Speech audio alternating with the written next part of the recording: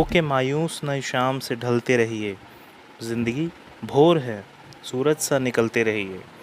एक ही पाए पे ठहरोगे तो थक जाओगे, धीरे धीरे ही सही राह पे चलते रहिए।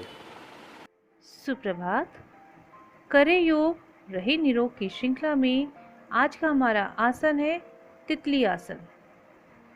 बैठकर पैर सीधे फैलाएं, दोनों घुटनों को मोड़ें, दोनों तलवे और दोनों एड़ियों को मिलाएं। चरणों को नमस्कार की मुद्रा में रखें, हाथों की उंगलियों से अपने पंजों को पकड़ें। दोनों घुटनों को पक्षी के पंखों की तरह ऊपर नीचे करते रहें। कुछ देर बाद पैर सीधा कर दें, सांस सामान्य रहे। यह क्रिया 2 या 3 बार करें। घुटने पर ध्यान दें। इस आसन को करने से घुटनों के दर्द तथा जांघों के जोड़ों के दर्द कम होंगे, शरीर हल्का होगा। यह क्रिया सभी लोग कर सकते हैं। धन्यवाद। नमस्कार, मैं शिवानी गर्ग लेकर एक सुविचार।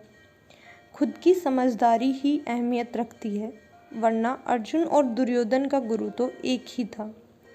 Your own understanding also matters, otherwise Arjun and Duryodhana's guru are the same.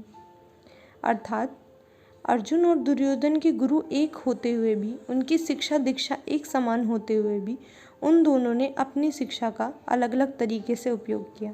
Arjun ने वही शिक्षा सृजन के लिए तथा दुर्योधन ने वही शिक्षा नाश में उपयोग किया। अर्थात उन दोनों ने अपनी समझदारी के अनुसार अपनी शिक्षा दीक्षा का उपयोग किया, जिस कारण अर्जुन को इतिहास में एक गौरवशाली योद्धा के रूप में याद किया जाता है। बच्चों, आज की कहानी का शीर्षक है एक केकड़ा। एक बार एक केकड़ा समुद्र किनारे अपनी मस्ती में चला जा रहा था और बीच में रुक रुक कर अपने पैरों के निशान देखकर खुश होता। आगे बढ़ता, पैरों के निशान देखता, उससे बने डिज़ाइन देखकर और खुश होता। इतने में एक लहर आई और उसके पैरों के सब निशान मिट गए। इस पर केकड़े को बहुत गुस्सा आया। उसने लहर से बोला, ए लहर, मैं तो तुझे अपना मित्र मानता था, पर ये तूने क्या किया?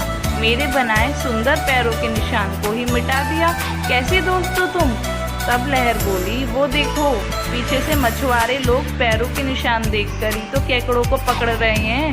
हे मित्र, तुमको वो पकड़ ना ले, बस इसलिए मैंने निशान मिटा दिए।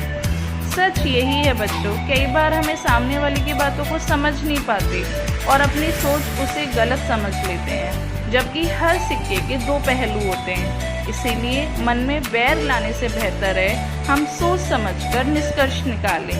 Thank you. सुप्रभात। भारत में हर वर्ष 20 अगस्त अक्षय ऊर्जा दिवस के रूप में मनाया जाता है। इस दिन हमारे पूर्व प्रधानमंत्री स्वर्गीय राजीव गांधी जी का जन्म हुआ था। इस दिन को सद्भावना दिवस या समरसता दिवस के रूप में भी मनाया जाता है।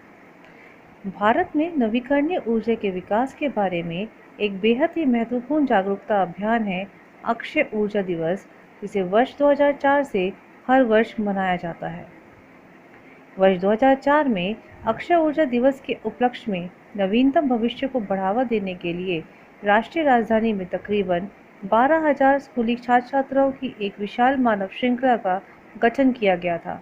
सिर्फ इतना ही नहीं, इस बेहद ही ऊर्जावान और प्रभावशाली अभियान को बढ़ावा देने के लिए प्रधानमंत्री ने एक स्मारक डाक टिकट जारी किया था। अक्षय ऊर्जा दिवस का मुख्य उद्देश्य यही है कि इस अभियान की मदद से हमारे समाज में यह संदेश जाए कि हमें परंपरागत ऊर्जा स्रोतों के साथ गैर पारंपरिक ऊर्जा स्रोतों के बारे में भी सोचना है और उन सभी ऊर्जा के स्रोतों का इस्तेमाल करना है जो हमें प्राकृतिक तरीके से मिलती हैं, क्योंकि एक तो उनसे हमारे पर्यावरण को कोई नुकसान नहीं पहुंचता है और दूसरे उनके इस्तेमाल से हमारी परंपरागत ऊर्जा के स्रोतों को भविष्य में लंबे समय तक इस्तेमाल कर सकने की क्षमता बढ़ती है।